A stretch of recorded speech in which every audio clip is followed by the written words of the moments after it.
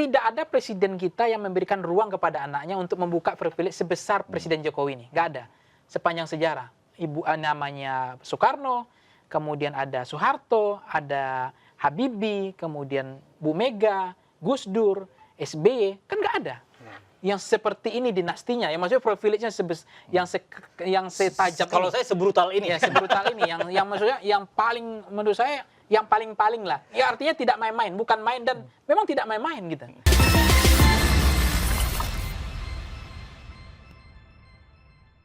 Cawe-cawe bersama Iwal Sastra, dan kali ini saya mengajak cawe-cawe dua orang yang waduh, ini pasti seru lah kalau diajak cawe-cawe. Sebelah kanan saya ini ada Mas Pangi Sarwi Caniago, ya, Direktur Eksekutif Foxpol Research and Consulting. Siap bercawe-cawe nih. Cawe-cawe. Bang Ipang, Bang ya, Iwel. panggilannya Bang Pangi, Iwel. panggilannya Ipang. Ya. Ya. Bang Iwel ganteng. Sebelah kiri saya ada pendiri Perhimpunan Negarawan Indonesia, ada Bang Johan Silalahi. Ini sudah lama tidak turun gunung. Ya, turun gunung ya. Sekarang kenapa harus turun gunung? Turun ya? gunung. Ini banyak turun gunung sekarang ini ya. Oke, ini Semua Bang kali. Johan, Bang Ipang ini pasti sudah mengikuti juga ya hasil keputusan dari Majelis Kehormatan Mahkamah Konstitusi ya. Ya, ini juga sudah menjadi ramai juga perbincangan. Saya mau nanya ke Bang Johan dulu. Gimana Bang? Abang setelah membaca atau mendengar hasil keputusan dari MK ini? Ya, pertama memang kita agak nggak menyangka bisa sampai terjadi MK memutuskan putusan nomor 90 yang kontroversial itu. Semua kita sama sekali nggak masuk akal gitu. Tapi ternyata terjadi. Yang membuat kita tuh terperangah, apalagi dengan desain yang dibuat beberapa putusan awal itu penolakan. Semua orang waktu itu kan kita teman-teman juga ditolak ya, tiba-tiba sorenya ternyata masuk gitu yang gugatan yang pernah dimasukin dan ditarik kembali, kita nggak tahu ternyata dimasukin kembali. Nah, itu memang membuat bangsa ini masuk dalam skandal moral yang luar biasa ya.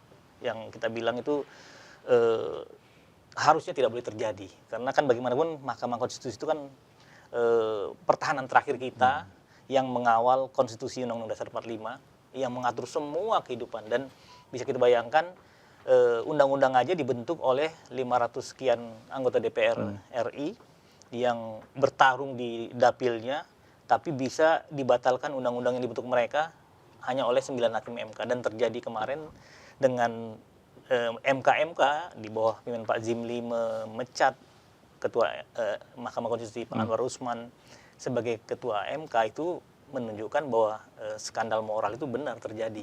Ya Bang, kalau di putusannya kan hanya diberhentikan sebagai Ketua MK, tapi masih sebagai anggota MK. Nah, saya juga baca pernyataan resmi dari Majelis Hukum dan Hak Asasi Manusia Pengurus Pusat Muhammadiyah. Ya. Itu pada poin 7 dan 8 disebutkan pada poin 7-nya itu adalah agar Ketua MK Anwar Usman ini diberhentikan dengan tidak hormat gitu ya. Dan poin 8-nya agar Anwar Usman mengundurkan diri sebagai Ketua MK. Nah, menurut Abang bagaimana? Seharusnya begitu? Kalau saya lihat sebenarnya yang tertolong oleh putusan MK di bawah pimpinan Pak Zimli itu adalah kelompok Pak Prabowo Gibran ya, pasangan Prabowo Gibran. Kenapa? Karena bisa kita bayangkan kalau keputusan MK kemarin memecat tidak hanya sebagai Ketua MK, tapi juga memecat sebagai Hakim Konstitusi Pak Anwar Usman. Maka Pak Anwar Usman berhak untuk melakukan banding. Dibentuk lagi. Jadi teatrikalnya itu pertunjukan ya di semua media dan akan disiarkan oleh semua media secara live. Itu show-nya itu akan panjang dan itu bisa terus membawa sentimen negatif kepada Prabowo Gibran. Nah, itu yang menurut saya lihat di sisi itu. Tapi di sisi yang lain alasan Pak Zimli juga benar, karena kalau sampai dipecat juga Pak Anwar Usman sebagai Hakim MK, maka proses banding itu membuat situasi ketidakpastian bagi Mahkamah Konstitusi karena menghadapin masa kampanye yang cuma 3 bulan. Berarti tanggal 14 Februari itu setelah itu udah bisa terjadi ada menggugat terkait hasil Pilpres dan pemilu. Jadi memang Pak Zimli melihat stabilitas. Belum dari sisi yang lain bahwa keputusan pemecatan Hakim MK itu kan pasti Presiden. Nah, ini memang akhirnya terjadi fenomena kau yang memulai, kau yang mengakhiri kalau sampai dipecat oleh MK Pak Anwar Usman, karena keputusan pemecatan Hakim MK itu adalah harus dilakukan oleh Presiden Joko Widodo. Dan ini yang kita lihat bagaimanapun terjadinya pemecatan Anwar Usman sebagai ketua MK itu menjadi bukti bahwa telah terjadi skandal, telah terjadi moral hazard yang dilanggar, dan boleh dibilang itu menjadi cacat hukum terkait keikutsertaan Gibran sebagai cawapres dalam Pilpres 2024 ini. Bang, kalau kita mundur sedikit Bang, ya sebenarnya nama strategi gugatan bisa apa aja kan? Ini kayaknya kalau di bawah 40 tahun nggak tembus, tapi dikasih sedikit lah embel-embel. Pernah punya pengalaman sebagai kepala daerah begitu ya.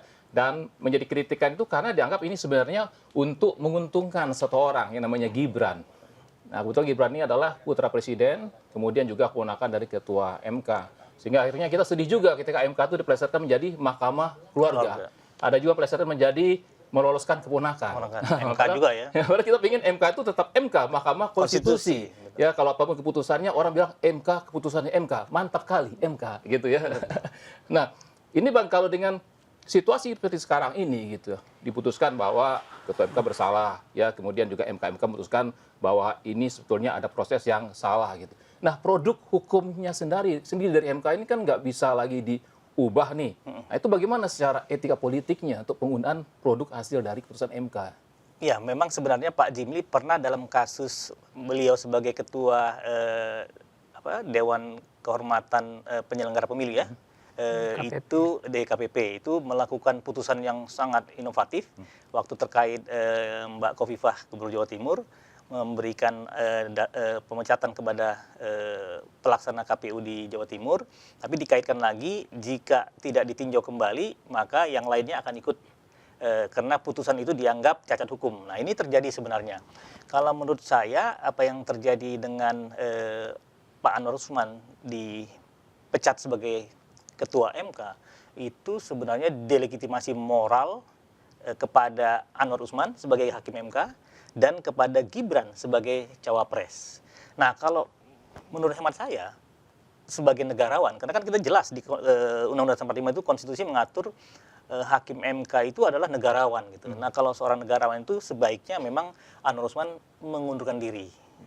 Itu lebih ideal daripada tekanan publik sekarang bergeser kepada permintaan kepada Anwar Usman untuk mengundurkan diri, karena memang udah jelas kan MK menyatakan terjadi pelanggaran etik yang sangat luar biasa, sehingga kenapa tidak dipecat bahkan dijelaskan oleh Pak Jimli lebih ke karena prosesnya akan panjang dengan adanya banding yang diberikan kesempatan kepada Anwar Usman. Tapi berarti Pak Jimli secara moral menyatakan bahwa sebenarnya kalau nggak memikirkan situasi Pilpres dan pemilu yang udah dekat, sebenarnya Pak Jimli juga pengennya dipecat juga sebagai hakim MK. Jadi sekali lagi bahwa keputusan itu menjadi ibaratnya kalau kita itu mungkin puasa dalam Islam gitu ya, itu udah batal sebenarnya ini. Nah, MK ini sebenarnya sudah tidak utuh lagi dengan sanksi pemecatan sebagai ketua Mahkamah Konstitusi kepada Anwar Usman, dan otomatis dasar hukum Gibran menjadi cawapres ini akan menjadi beban moral yang sangat luar biasa, akan menjadi terus serangan dan sentimen negatif dari publik. Kemudian juga akan jadi ya bercandaan nih kalau kita bilang cawe-cawe, ya nanti akan jadi dasar bahan buat komunitas masyarakat, apalagi akademisi, intelektual, opinion leader, itu menjadi dasar untuk ikut cawe-cawe setiap membahas Pilpres dan pasangan Prabowo Gibran. Nah, gimana Mas Ipang? Mas Ipang kalau melihat dari keputusan MK kemarin itu dan juga sebenarnya kaitannya dengan pasangan Prabowo Gibran ini. Ya, kalau dari apa yang disampaikan tadi Bang Ewel ya, Bang Johan kan jelas bahwa sebenarnya memang karena pelanggarannya berat harus kan dipecat gitu. Tapi ini kan hanya diberhentikan sebagai ketua MK-nya kan, tapi sebagai hakim konstitusi tetap. Saya nggak membayangkan ya bagaimana beban moral orang yang bermasalah secara moral tiba-tiba masih bisa kesempatan untuk menyidangkan beberapa kasus kan. Kecuali tadi ada kasus misalnya sengketa Pilpres, sengketa Pilkada, kemudian beberapa kasus yang dianggap punya hubungan kontestasi mungkin ya. Itu Anwar sudah dicabut hak politiknya kan. Artinya kan beliau tidak punya veto akhir lagi, beliau tidak bisa ngambil keputusan lagi. Sebenarnya itu Bang Johan, itu sebenarnya udah dipecat loh harusnya itu. Secara Pecat, ini ya. artinya dia memang tidak dipecat oleh Prof. Jimli, tapi kan kewenangan udah nggak ada sebenarnya. Sudah dilumpuhkan. Udah ya. dilumpuhkan. Artinya untuk sidang sengketa beliau nggak punya lagi kewenangan. Yang sekarang ini Iya. pemilu dan pilpres. Pemilu ini. pilpres beliau nggak punya lagi. Jadi yang beliau punya kewenangan mau kasus apa ini, sidang apa nanti Betul, kira-kira? dalam waktu dekat ya. Ya, dalam waktu dekat. Nah, beban moralnya itu orang bermasalah ya secara moral melakukan pelanggaran berat, dia akan menjadi hakim lagi. Jadi bagaimana ya? Iya. Kita mau percaya bagaimana legal standing bagi confident-nya kita, level confident kita kepada dia akan menyidangkan yang betul-betul orangnya udah jelas melakukan pelanggaran berat gitu. Jadi saya nggak kebayang juga tuh. Itu kalau Gimana lihat jadwal caranya? sidang kan, pas lihat jadwal sidang lihat tuh, wah nggak bisa Hakimnya- ikut nih. Balik lagi, wah soalnya nggak bisa ikut nih. Jadi berapa kali nggak jadwal sidang, wah nggak bisa ikut. Balik lagi ke ruangan. Balik lagi ke ruangan. Oh, Lagi. lihat yang bisa, berarti yang bisa sidang apa? Yang bisa apa gitu Yang ya. bisa Anwar ikut gitu loh. Dan nggak ada tadi. Karena memang udah seolah memang jadi dipecat enggak, tapi sebenarnya antara ada dan tiada. Jadi dia tidak dipecat, tapi kewenangannya udah nggak ada lagi. Jadi artinya udah memang kalau saya mengatakan udah dipecat sih sebenarnya itu. Tapi Yang unik cuma- itu, maksudnya Pak Zimli kan benar, beliau negarawan dan bijaksana gitu ya, supaya jangan perhatian publik, perhatian MK itu tersedot ke urusan bandingnya Iya. Anwar Usman dipecat sebagai hakim MK. Ya. Tapi sebenarnya sekarang yang terjadi masyarakat, kaum terpelajar, akademisi, ini tuntutannya sekarang ke Anwar Usman harus mengundurkan diri sebagai hakim MK secara etika dan moralnya, karena Iya. tadi yang dibilang Cuma begini juga Bang Iwel yang Bang Johan ya. Problemnya menurut saya bukan di situnya. Itu juga salah satu bagian aja.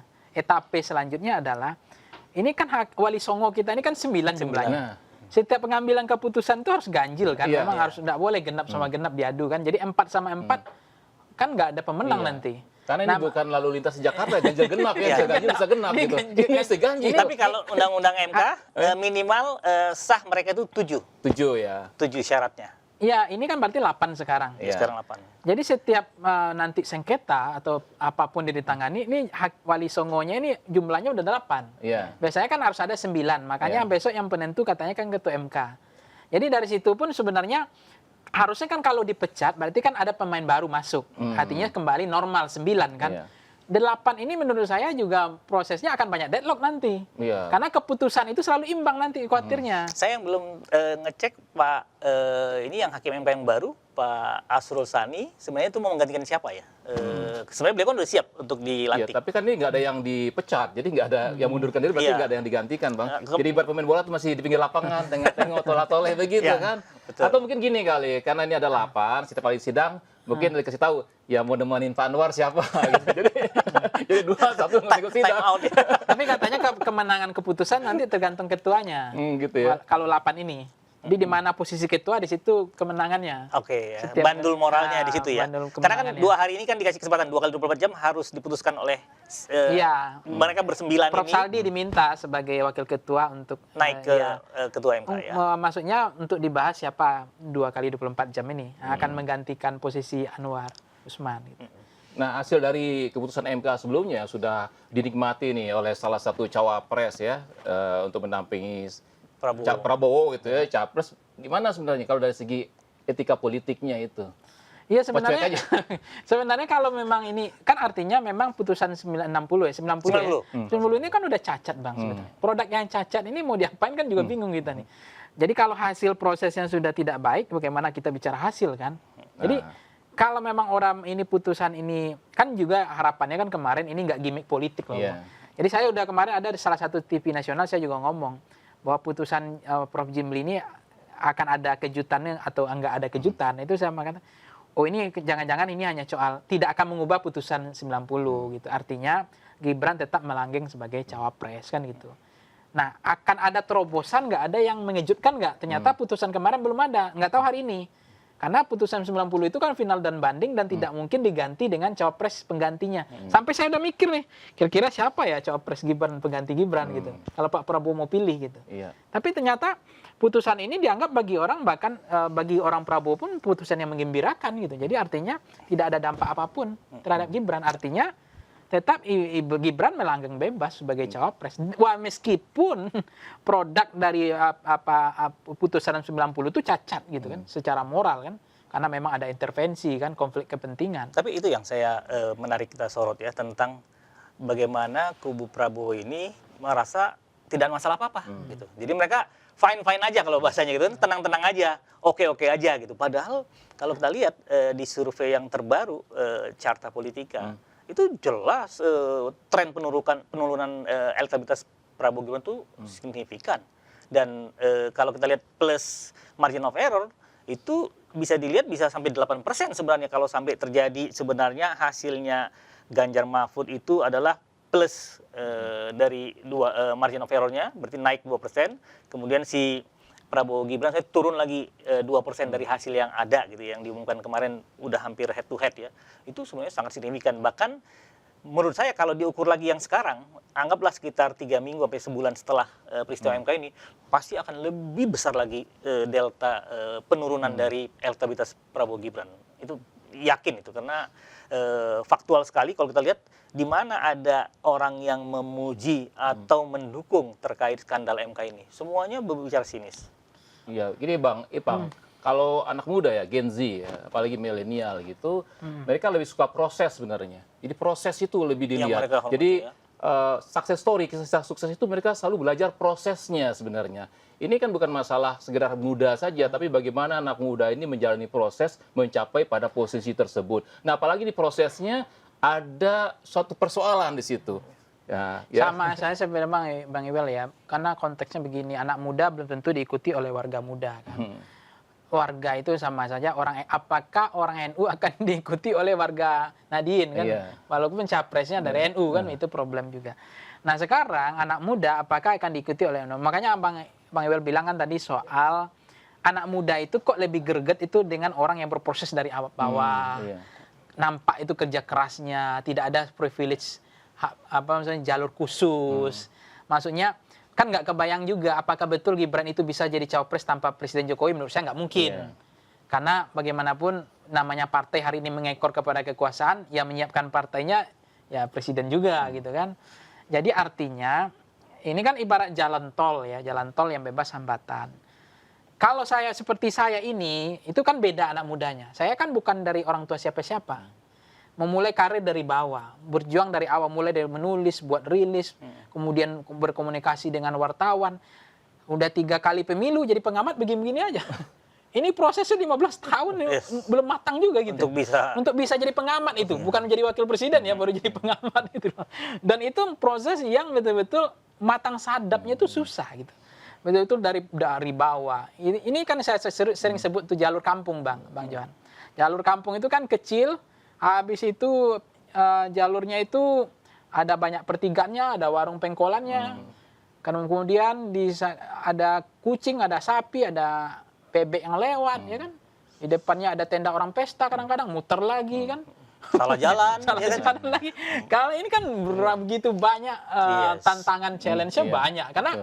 Karena kita membangun karir itu sepertinya kan kerja keras itu dari bawah, proses dari bawah, tidak ada privilege khusus, tidak ada namanya istilahnya tuh karpet merah, tidak ada privilege khusus untuk karena anak presiden nggak ada, memang betul-betul murni dari proses sendiri. Nah, sepertinya Bang Iwel, anak muda memang lebih cenderung melihat orang dari nol gitu, dari berproses, orang berjuang, ada kerja keras sendiri. Jadi bukan karena bayang-bayang anak presiden gitu. Jadi memang beban bayang-bayang anak presiden ini sentimennya juga belum tentu positif bagi anak muda, sehingga bisa saja, wah, jangan-jangan, nah ini Bang Johan, ada yang mengatakan Gibran itu belum pernah bertarung, kata orang. Belum pernah bertarung. Iya. Nah ini kan menarik, padahal udah calon wali kota di Solo, artinya ikut kan pilkada. Ada juga orang yang mengatakan, oh siapa bilang Gibran nggak pernah bertarung? Dia dipilih rakyat, walaupun dikatakan nepotisme, dinasti politik dan seterusnya. Tapi kan terpilih di Solo. Tapi coba bisa bayangkan kalau tidak ada presiden sebagai anak presiden, apakah betul memang Gibran bisa melanggeng jadi wali kota Solo? Kan itu juga pertanyaannya. Dan ada yang unik. Jadi kalau kita tanya kaum ibu-ibu ya, kaum mama, itu mereka sebenarnya sekarang itu merasa gundah, merasa tidak bahagia, apalagi para pendukung Jokowi. Itu pendukung Joko Widodo yang tadinya militan, kaum ibu mama itu semua pada mayoritas mungkin udah 70% itu pada kecewa dan lari. Kenapa gini? Mereka bilang gini, apalagi waktu melihat Ibu Iriana Jokowi pada saat ditanya wartawan kan, Bu, bagaimana putranya Gibran jadi cawapres? Jempol Gitu kan? Dengan mimik muka yang sangat happy, confidence, self confidence tinggi, itu buat mereka gini, loh, kok ini Pak Jokowi dan Ibu Iriana ini seorang ayah dan ibu yang baik atau tidak ya? Kenapa? Sadar nggak mereka bahwa mereka ini sebenarnya menjerumuskan anaknya ke jurang gitu loh. Kenapa? Enggak, yang dibilang tadi sama Dek Pangi tadi, bagaimana ini adik saya ini dari Minang sana berjuang dari nol, jatuh bangun, salah jalan, muter, masih jalan, segala macam. Itulah kematangan hidup yang membuat ya adik saya ini sekarang standing on gitu, last man standing gitu, yang bisa bertarung. Melejit susah, tapi turun juga nggak. Jadi dia saya itu agak landai, tapi matangnya dapat gitu. Kalau yang memang yang ini kan 2 hari pakai baju partai langsung ketua umum, ya kan? Yes. Kan hanya ada di Indonesia ini. Yes, belum ada di seluruh dunia nggak ada ya. Bilang Kang Ayep tuh ini memang tapi ini proses yang paling tua katanya. Tapi yang di zaman Batu ini ada. Saya bisa ingatin acara kita nih cawe-cawe, bukan curhat yuk gitu, bukan ya. Jadi tapi benar juga itu. Saya juga berproses loh, bisa jadi host begini. Bang Iwel ini saya masih ingat loh. Di 2008 saya masih mahasiswa, beliau udah host. Udah di podcast salah satu TV nasional, udah keren, dan ini idola saya dulu loh Bang. 2008 ya, iya, sekarang ada 2023. Iya, tapi 2008. itu juga ada prosesnya juga. Saya ngalamin itu istilahnya casting tuh. Anak-anak muda tahu tuh casting panjang gitu kan. Saya sampai sore pas giliran saya, maaf Mas, balik besok lagi ya, kasetnya habis. Nah, dulu kan pakai kaset kan. Balik lagi saya besoknya gitu. Pas balik lagi, maaf Mas sudah kepilih. Udah kepilih. Jadi ada prosesnya banyak. Nah, kita pas masuk TV pertama kali, saya kabari ibu saya, "Mah, masuk TV." Kirim ya. Wah, masuk TV, ibu saya nungguin TV. Pas giliran saya muncul, listrik mati. Dari hasil sendiri ya. Dari hasil sendiri. Berdiri gitu. di atas kaki sendiri. Berdiri sendiri. Ada gitu. passion, ada adrenalin. Tapi sebenarnya nggak apa-apa juga ya, seorang presiden tuh ngasih fasilitas kepada anaknya ya. Namanya juga sayang anak, nggak apa-apa dong. Ya kalau sayang anak iya, di pasar pun begitu. Sayang anak itu nggak ada duit juga dikeluarin di kantong itu, walaupun kadang-kadang mau beli sate nggak jadi itu karena sayang anak kan. Biar kita udah wajar. Biar kita juga menginspirasi nih pemirsa nih kan. Jadi orang tua nggak ada yang salah juga kalau anak itu. Jadi salahnya di mana gitu sebenarnya itu? Iya, salahnya begini, adalah sistem politik kita ini belum matang. Jadi bagaimana aparat perangkat hukum itu seringkali dijadikan sebagai alat kekuasaan. Kemudian partisannya masih kuat. Kemudian ada juga tuh anak-anak buah presiden nggak disuruh kerja, dia kerjain. Ya namanya, ini kan padahal udah ada wajah ya, ngambil muka lagi gitu. Padahal wajah udah ada tuh, cari wajah lagi gitu. Itu makan terjadi kan, menteri nggak disuruh kerja, nggak suruh diperintah, dikerjain sendiri. Karena apa? Nggak mungkin dong anak presiden kalah. Kan bebannya begitu, sama dengan Solo. Mau ditaruh di mana wajah presiden anaknya kalah? Pasti disalahin semua nanti kan?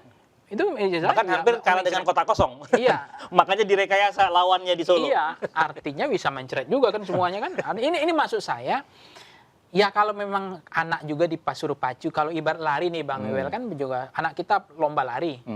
Ada 3 anak. Masa kita tepuk tangan berikan semangat kepada anak orang lain? Nggak mungkin kan? Tentu kan secara nuansa kebatinan, ayo kita pasti kasih semangat anak kita. Betul. Itu kan secara personal. Tapi dia ngalamin ya, masa dia untuk berjuang, jatuh, bangun, bangkit lagi. Saya sebenarnya sedih. Kenapa? Dari dulu saya selalu kalau ada kesempatan anak-anak saya atau ke generasi muda untuk empowering atau capacity building, saya selalu semangat. Kenapa? Karena mereka harus kita bikin kuat kaki kuda-kudanya, kalau apalagi yang belajar bela diri. Di mana manusia itu selalu, apalagi kalau atlet bela diri, nomor 1 yang dilatih itu kuda-kuda, kakinya supaya kuat. Kuat terhadap apa? Badai, hujan, panas, goncangan gitu. Nah, kalau kasihan kalau Gibran, Bobi dengan istrinya Kahiyang dan Kaisang, kalau ditanya pernah jatuh nggak? Enggak tuh. Kenapa? Begitu saya mau jatuh udah ditangkap sama ayah saya sama ibu saya duluan. Kalau perlu pas pampres yang nangkap gitu loh. Kita nggak bisa juga sepenuhnya menyalahkan Gibran, karena saya ingat waktu itu ketua umum Partai Golkar, ya seorang Menko loh, pinter kurang apa, dengan gagahnya mengatakan mengusung Gibran sebagai cawapres Prabowo. Ini kan sebenarnya kalau kita belajar politik, salah satu tugas dari partai politik itu adalah melakukan pendidikan politik kepada kadernya atau masyarakat. Ini kan bukan bentuk suatu pendidikan politik yang bagus sebenarnya, betul, Bang ya. Betul. Nah, kalau seandainya itu terjadi ini pada saat sekarang, kemudian diikuti juga oleh ketua umum partai yang lain gitu, Bang Iqbal. Ya, jadi salahnya gimana sebenarnya? Problemnya itu kan krisis ketauladanan itu kadang Bang, negarawan. Jadi kalau presiden mengatakan begini, kok sampai begini hilang kesantunan, hilang moralitas, kok mengkritiknya begini-begini dan seterusnya. Sebenarnya itu dimulai dari ketidaktauladanan yang susah dipegang. Kan omongan presiden kan bisa kita lihat ya. Misalnya begini, ya mohon maaf saya bukan buzzer ya. Buzzer kan juga ke hari ini juga kayak Iron Dome juga bingung buzzer sekarang kan. Tembakannya udah kemana-mana. Iron Bahkan Dome nembak ke teman-teman sendiri. Ya, teman-teman sendiri ini Iron Dome-nya udah error sekarang. Jadi yang merusak demokrasi kan juga buzzer juga. Nah buzzer itu buah dari, mohon maaf, dari Presiden Jokowi juga. Nah, Beliau ini terpilih ya menarik. karena buzzer juga gitu loh. Kita harus fair dong ngomong gitu. Nah maksud saya, ini kan rusak semua, ketauladanan juga hilang. Dibilang politik kita tidak santun, tidak ada moral, ya memang persoalannya dari situ, ada akarnya. Nah maksud saya gini, presiden omongannya begini misalnya, satu saat presiden tanya, Gibran gimana Pak Presiden? Gitu. Presiden jawab, ya nggak mungkin baru wali kota 2 tahun, baru memimpin 5 kecamatan, kan?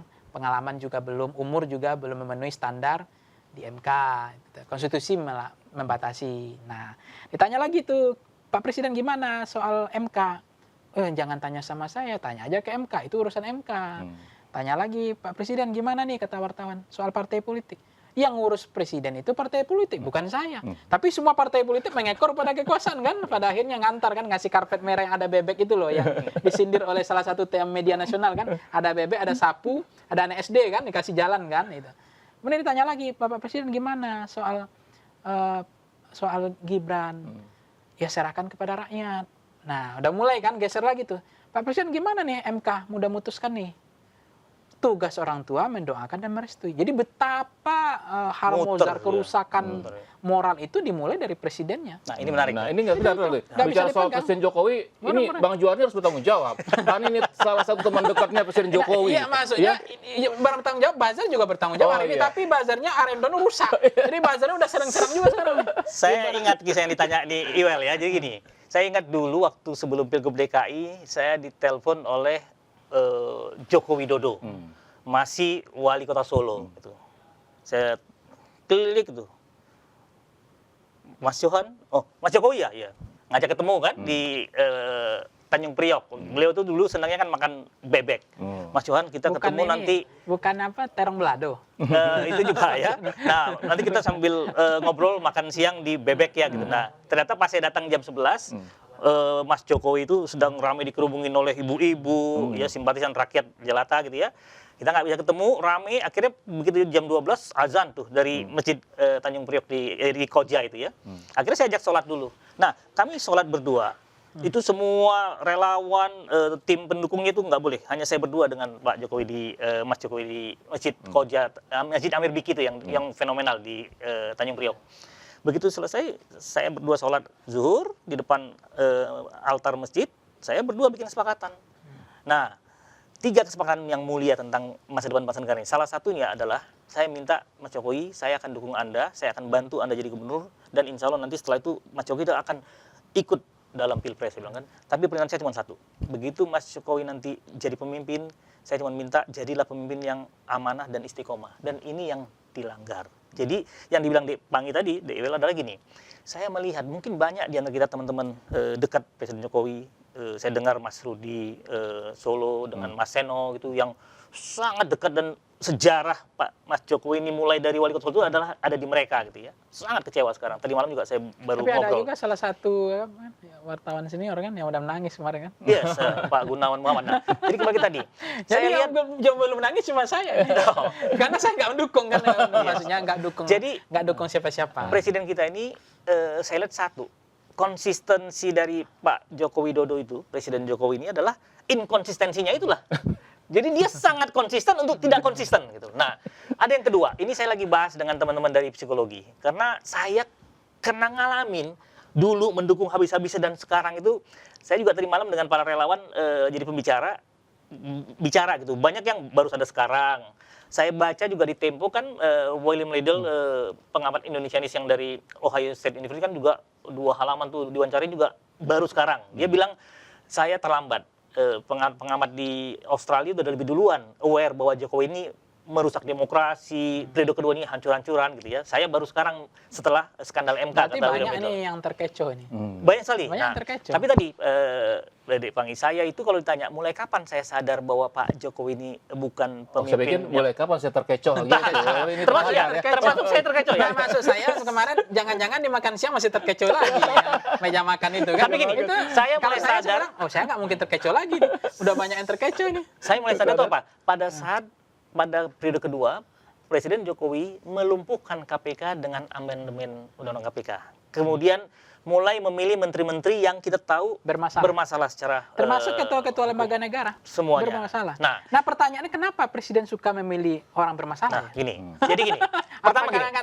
Ini menarik sekali. Semoga nanti dalam podcast kita ini akan didengar oleh Yang penting kita kan nggak sebut orang ya. Nggak sebut Iya. orang. Kenapa? teman-teman kita para psikolog. Saya juga udah menginisiasi dengan teman-teman dari psikologi akan kita bikin seminar nasional. Gini, saya coba kamatin karena saya bingung kok Pak Jokowi Dodo ini yang sangat didukung oleh kita harapkan tadi pembaruan gitu ya, Jokowi adalah kita gitu, kok bisa berubah drastis. Ternyata apa kalau saya amatin, Pak Jokowi Dodo ini sebenarnya mengidap secara psikologi itu namanya dalam teori psikologi kepemimpinan itu dark triad psychology of leadership. Apa itu? Jadi dia punya 3 tipe karakter dari masalah psikologi manusia bagi pemimpin. Yang dominan tadi kita jawab tadi, kenapa dia suka sekali mengeksploitasi kemudian menggunakan orang-orang yang bermasalah dalam pemerintahannya, baik jadi menteri, kepala badan. Dia Machiavellian yang pasti, sangat dominan Machiavelliannya. Jadi Machiavellian ini ya saya sering diskusi dengan banyak pakar, para pengamat, para guru besar gitu. Saya lihat Pak Jokowi ini kalau masih ada mungkin tokoh Machiavelli filosof itu, dia akan nangis. Kenapa? Anda Presiden Jokowi lebih Machiavelli daripada saya katanya gitu loh. Jadi dia ini Machiavellian itu berarti menarik juga. Di saat memang hampir tidak terlalu banyak orang memakai teori itu karena dia menghalalkan segala cara ya. Tapi ternyata bagi presiden kita ini itu menarik gitu. Itu yang diterapkannya hari ini. Iya. Termasuk jangan lupa loh TNI diganti sekarang ini kan. Itu kan jelas banget. Kan ingat loh TNI sekarang siapa Panglima namanya? Pak Yudo. Pak Yudo itu kan jelas. TNI netral, TNI netral, TNI netral 3 kali loh. Iya. Langsung besok kan dibahas lagi kan. Masuk langsung kasat 6 hari ini langsung diajukan. Karena bicara apa? Yudonya bicara netral. Jadi menurut saya bahaya nih Pak Yudonya salah lah. Dan yang mengeri itu jangan bilang netral. TNI jelas posisinya di mana kan gitu. Tegak lurus. Ada juga dia kan nggak jadi tuh diganti tuh. Panglima bilang. Tapi ada juga katanya udah mau pensiun. Ada yang bilang gini. Nih kalau tamunya ngobrol berdua, hostnya nganggur nih. Ini karena isunya sangat menarik. Orang bermasalah itu kenapa presiden senang kan gitu. Iya, betul. Kalau orang lurus nggak jadi itu. Nggak lama. Iya itu. Gara-gara ngomong netral itu diduga gitu, Bang. Nah, ini dia bilang, kan Pak Yudo Panglima bilang, emangnya presiden pernah memerintahkan hal yang melanggar hukum katanya kan. Nah, ini yang kita bilang, Pak, ada tanda kutipnya itu. Kenapa? Antara panggung depan dengan panggung belakang, ya kan? Itulah yang tadi saya bilang, Pak Jokowi ini akhirnya kita simpulkan adalah seorang pemimpin, presiden yang konsisten dalam ketidakkonsistenannya. Yang konsisten dalam plan-plannya. Yang itu yang dibilang, ya banyak di orang filosofi Jawa kan bilang katanya pagi tempe, sorenya udah delay katanya kan. Jadi udah betul-betul susah sekali kita untuk menerka dan memastikan siapa sebenarnya pemimpin kita Presiden Jokowi ini. Makanya dari sisi saya begitu ya. Bang Iwel, Bang Johan. Dalam meja makan kemarin kan fotonya, wah ini luar biasa nih meja makan hidangannya. Terus ini pesan dari Anies langsung face to face kan, bertatapan kan, bahwa minta presiden netral. Presiden langsung respon kan. Ada kalau yang miring-miring nih, ya kan? Yang gini-gini, yang miring-miring macam-macam. Ini kan harus ngerti juga itu. Ini bahasanya gimana nih harus kita respon. Ini yang di bawah juga bingung ini miring nih gimana nih miring, tegak lurus atau garis komando atau gimana posisi PJ wali kota nih kan bupati. Akhirnya tuh yang salah-salah akhirnya. Menangkapnya salah. Akhirnya ada spanduk yang hilang ya kan? Garang. Ini hati-hati jadi pusing orang di bawah ini menerjemahkannya. Awas yang miring-miring ya. Semua tuh akhirnya PDIP jadi korban di Bali kan, hilang semua spanduknya. Gara miring-miring. Ini miringnya apa maksudnya? Ini makanya tambah lagi nih jadinya. Presiden juga itu jadi man of complexity. Ini saya malah bingung sendiri sebenarnya. Tadi kita bicarakan keputusan MK larinya ke Pak Jokowi gitu ya. Jadi memang ini ada karena memang kan tidak ada asap kalau tidak ada api. Nah, ini menarik Bang. Ini saya bertanya-tanya dalam hati ya. Prabowo 2 kali dikalahkan oleh Jokowi dalam Pilpres. Dan dua-duanya itu tim Prabowo mengajukan ke MK menduga adanya kecurangan. Iya kan? Ya, walaupun tidak bisa membuktikan di pengadilan kemudian kan dalam 2 kali mengajukan gugatan kepada MK itu. Nah sekarang kenapa Prabowo mau bersama dengan Pak Jokowi. Jawabannya sederhana, karena Pak Prabowo nggak mau kalah 3 kali kan gitu. Dan ilmunya ada pada Pak Jokowi, jangan begitu. Maksudnya ilmunya ada pada presiden sekarang. Bagaimana cara menang, mungkin itu ya. Iya, atau Artinya ya kan terlihat sekali Pak Prabowo seperti nggak percaya diri tanpa ada Gibran. Nah bicara Gibran kan bayang-bayang presiden. Dan orang mengatakan kalau dibilang oleh perdebatan yang kan tekanan berat serangan dilakukan PDIP kan 3 periode, perpanjangan masa jabatan, pemilu ditunda, dinasti politik di stop oleh Bu Mega, nggak bisa, ini nggak bisa dinego kan, ini harga mati maksudnya, ini pokoknya nggak bisa. Akhirnya muncullah ide yang tadi anak presiden bisa maju kan. Nah, anak presiden maju kan bagian dari perpanjangan presiden juga kan, artinya ke depan presiden tetap menjadi ya berpengaruh lah ke depan kan itu. Jadi kenapa harus Gibran? Kalau misalnya tanpa Gibran, Prabowo percaya diri nggak untuk menang? Nah ini juga, saya berharapannya presiden ini kan begitu menarik Gibran, itu kan ketarik semuanya. Kekuasaan spanduk, contoh-contoh sekarang, spanduk Prabowo, aman, ya kan? Nggak ada yang digeser-geser kan? Artinya kan ini aman ini, udah benar. Kalau nggak Gibran pasangan, bisa spanduk hilang-hilang juga nih. Jadi akhirnya Pak Prabowo sama dengan Pak Jokowi ya, punya sisi psikologi Machiavellian ya, menghalalkan segala cara. Caranya untuk menang ya harus begitu. Mungkin menghalalkan segala cara tadi. Jadi bagi Pak Prabowo ini kekuasaan. Yang jelas 14 Februari presidennya masih Jokowi. Yang pegang kendali. Ya jangan lupa ya, 14 Februari itu presiden masih Jokowi loh, bukan cuti loh. Yang pegang kendali. Pegang kendali apa? Perangkat hukum. Aparatur penyelenggara, ya pengawas semua kan di bawah presiden semua kontrolnya. Kemudian Babinsanya, TNI-nya, semua kan. Nah, termasuk kemudian menteri-menterinya. Aparatur-aparaturnya, yang saya bilang abuse of power itu kan, potensi tergelincir kepada abuse of power. Tapi satu, saya punya pengalaman kemarin juga di relawan, di acara, di rapat TPN, Dewan Pakar juga saya ceritakan kisah saya, hidup saya. Ini kelihatannya Tuhan itu, Allah itu ngatur hidup saya ini memang harus ngadapin tantangan. Kenapa? Saya ngalamin Pilpres 2004, saya kan bantu SBJK. Modalnya 7% loh. Partai gurem, partai kecil waktu itu. Bisa mengalahkan, waktu itu kan memang Ibu Mega yang kami hadapin gitu ya. Dan situasinya sama, walaupun Ibu Mega itu lebih negarawan. Saya harus akuin, kalau saya katakan 2004. Pemilu yang paling berkelas, yang paling fair, yang equal, pemilu yang paling demokrasinya tuh sehat, itu era Bu Mega loh. Ya, kenapa? Incumbent kalah. Iya, tahun 2004 ya. Iya. Di mana-mana mana ada cerita incumbent kalah. Artinya kan perangkat hukumnya, fitur-fitur demokrasinya berjalan normal.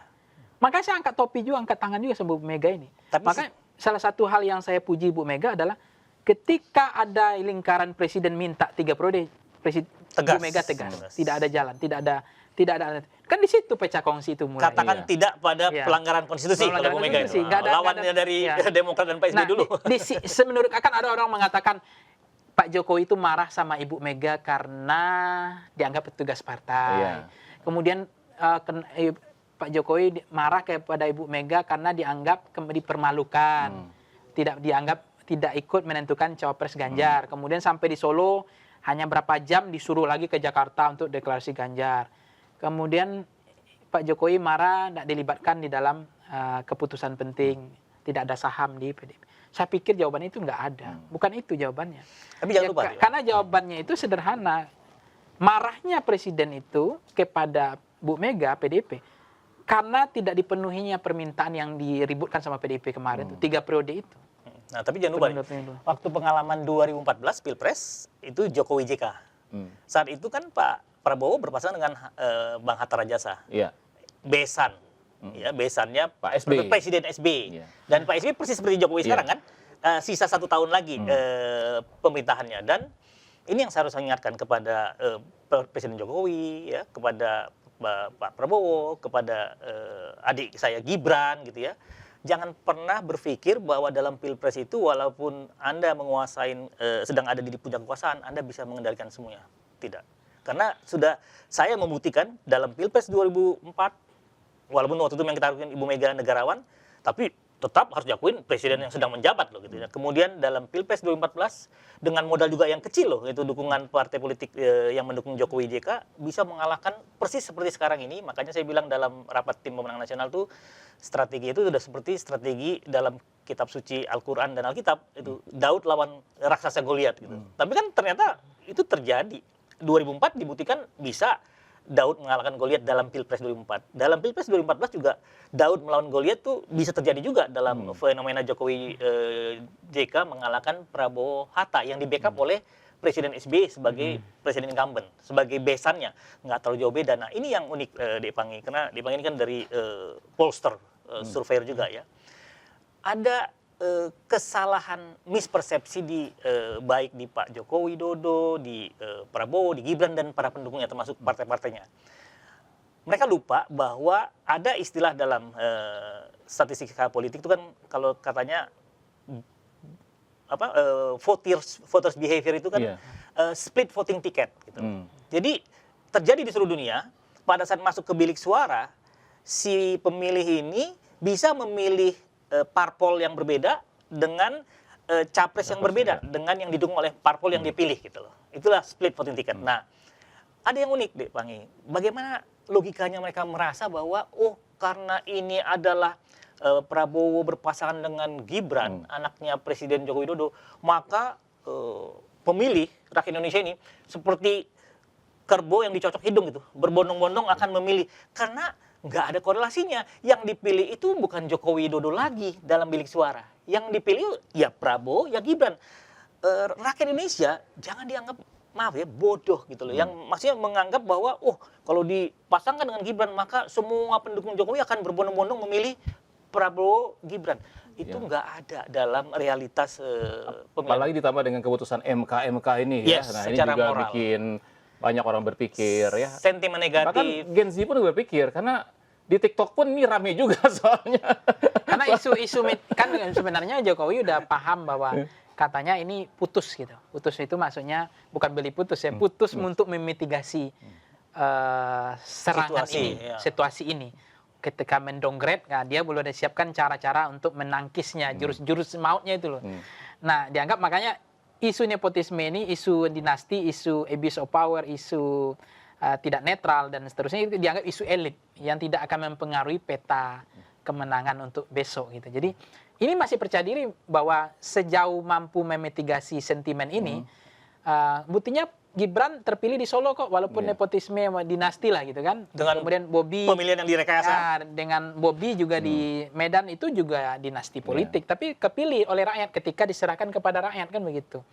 Nah tapi jangan lupa bahwa ini soal menurut saya soal endurance ya, daya tahan, kemampuan untuk memitigasi, untuk isu yang sudah menjadi perbincangan publik jadi riuh ya di ruang publik. Itu apakah betul memang isu ini akan bisa hilang? Gitu. Bahwa isu nepotisme, isu dinasti, abuse of power, tidak netral itu akan dikubur. Akan terkubur gitu, berarti nggak akan ada efek. Tapi saya meyakini ini tidak akan hilang, ini akan terus hidup, tumbuh dan ini isu nepotisme itu bukan isu murahan nih menurut saya, isu yang apalagi kampanye cuma 3 bulan ya, iya, pendek. murahan, ini kan ada juga kan teorinya tentang public behavior yang menjadi juga voters behavior. Ya saat ini publik itu apalagi medsos itu ada sebenarnya istilahnya kepo, teori kepo, orang kepo. Ada istilah kerennya tuh FOMO, fear of missing out. Jadi takut ketinggalan nih. Kalau bicara dinasti politik, apa sih itu? Lama-lama akhirnya orang juga menjadi paham, apa itu dinasti politik. Anak saya nanya, ya dinasti politik apa? Nah, kan saya menjelaskan kan, dinasti politik itu apa, kenapa jelek dan sebagainya. Itu benar tadi itu. Tidak bisa lagi semua itu gampang diredam, dimitigasi, apalagi di era buzzer yang sudah saling serang sekarang ini. Apalagi milenial itu sumber frekuensinya banyak.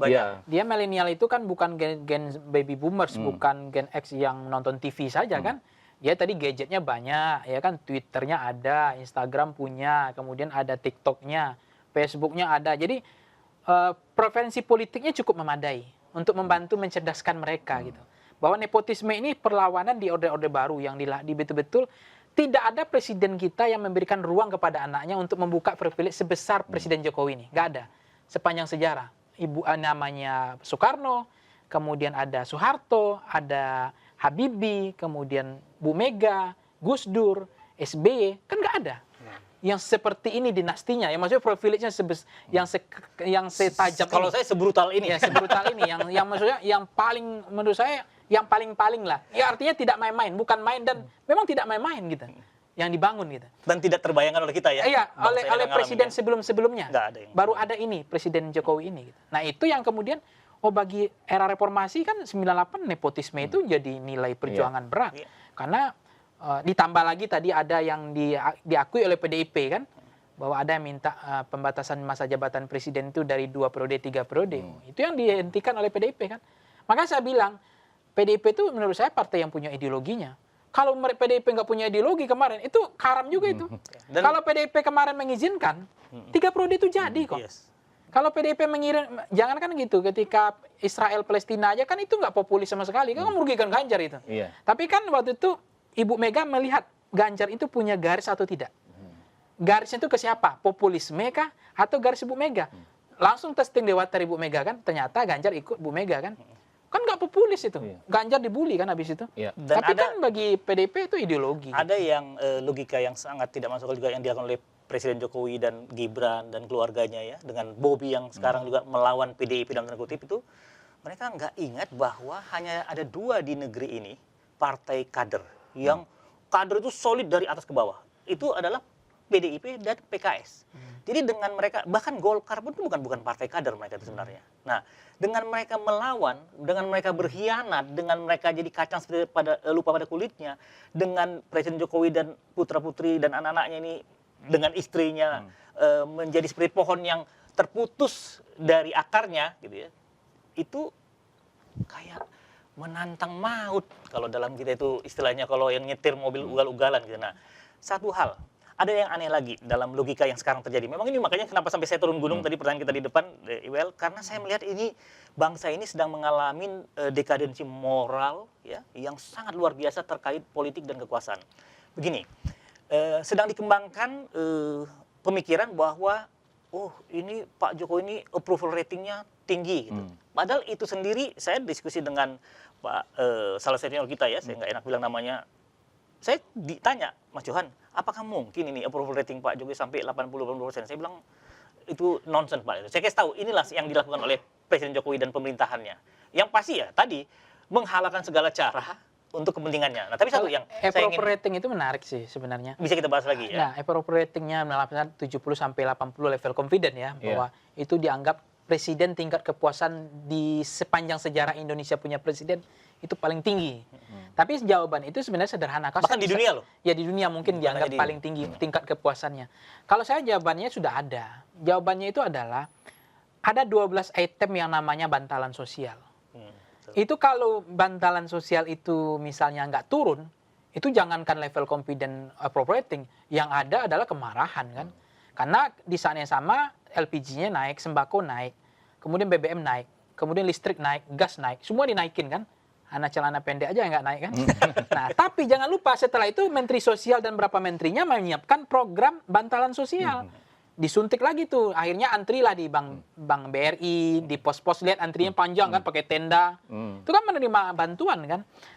Itu ibaratnya itu yang saya katakan itu adalah bisa saja kepuasan yang semu. Jadi ibarat orang yang lagi play gitu, lagi sakau itu loh. Jadi dia itu memang hidupnya susah, tapi dia tidak membayangkan susah karena memang masih ada suntikan bantuan.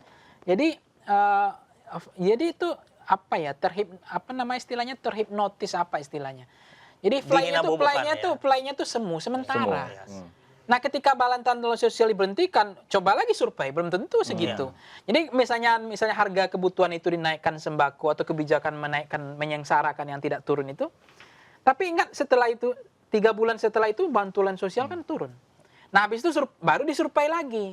Nah, kalau itu disurvei lagi setelah misalnya anggaplah Januari, kenaikan semua dilakukan, kebijakan kenaikan semua, subsidi dikurangi kan. Nah, habis itu Maret itu Februari bantuan turun ya, bantalan sosial. Maret survei itu pasti naik. Karena memang masyarakat Indonesia itu pelupa dan pemaaf.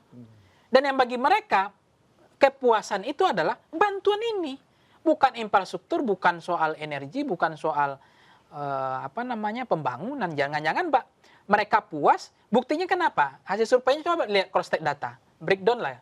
Saya survei misalnya, itu yang sampaikan oleh yang lain juga setuju saya itu. Tingkat kepuasan 70%, saya juga menemukan. Tapi kalau ditanya soal penegakan hukum, sama dengan surveinya sampai dia paparkan kemudian pemberantasan korupsi, soal ekonomi, Mereka udah nggak Harga. jujur. Harga itu split. Semuanya tinggi sekali loh, 90% tidak Kebebasan puas. freedom of expression, freedom of speech itu Sangat tinggi. 32%, 20%, bahkan penegakan hukum buruk 40%, Korupsi. pemberantasan korupsi buruk 40%.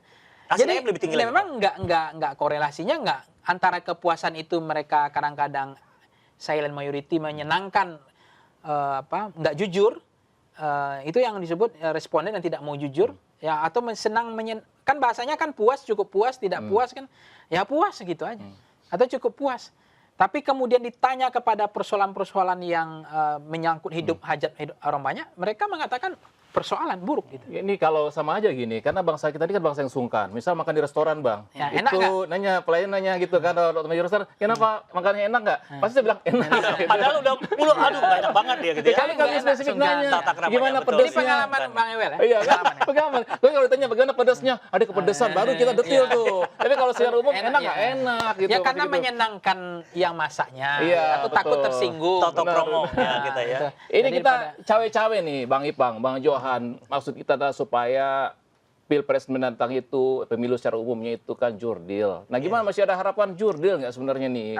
Pilpres Satu hal yang pasti. atau pemilu secara Ya, umumnya? makanya saya sangat tidak setuju dengan pernyataan sahabat saya Rocky Gerung yang seolah-olah menyatakan bahwa oh itu pasangan Anies Muhaimin itu udah di-pack 17%. Saya bilang itu saat ini tidak mungkin. Kenapa? Karena kita semua ini media sosial, internet di seluruh daerah itu tinggal kalau ada kecurangan di foto tayang di medsos selesai itu semua. Jadi pengawasan publik itu udah sangat kuat.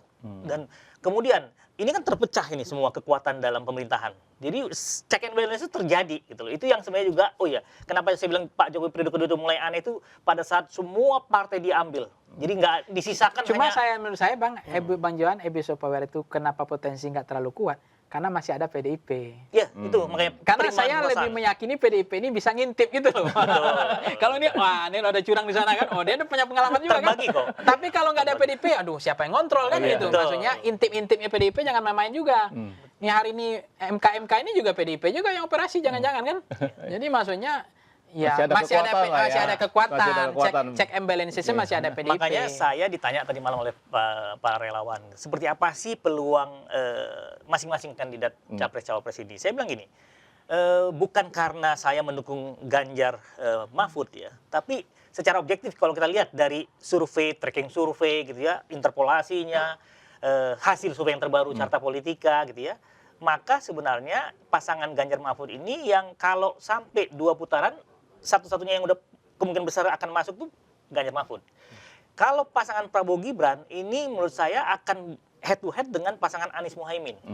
Jadi kalau gelombang serangan sentimen negatif dari rakyat Indonesia pemilih ya, termasuk dari kalangan akademisi, influencer, intelektual, mahasiswa ya, itu kalau terus berlangsung apalagi nih setelah Anwar Usman dipecat ketua MK, selanjutnya apa?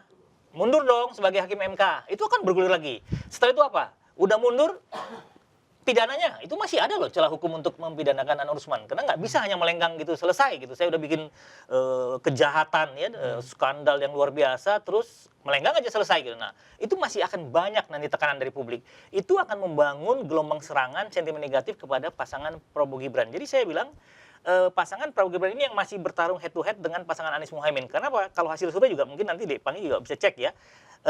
Eksodus atau perpindahan pemilih yang tadinya mendukung Prabowo itu setelah masuknya Gibran dan dengan skandal ini banyak yang lari ke Anies Makanya Muhaimin. ini menarik Yosi, challenge juga data saya nanti misalnya migrasi pemilih ya. Kalau soal split ticket voting tadi itu disertasi saya itu lagi saya pasti ya? tulis ya, Oh, pilihan partai dengan pilihan presiden.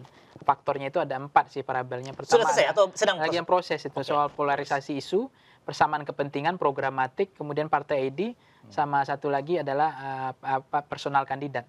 Itu mempengaruhi orang split atau tidak. Tegak lurus antara pilihan bagus partai dong. dengan pilihan presiden. Jadi Enggak, tapi tetap aja tuh saya penasaran kan. Kalau sampai Anwar Usman mundur, produk yang pernah dihasilkan itu, ini kan sama aja kan. Ini kan nggak Ya. bisa kita samakan kayak sepak bola. Betul. Ke sepak bola misalnya, setelah kalah kalah kebobolan karena wasitnya lebih berat ke satu klub gitu ya. Ya. Wasitnya kena sanksi itu skornya bisa diubah lagi.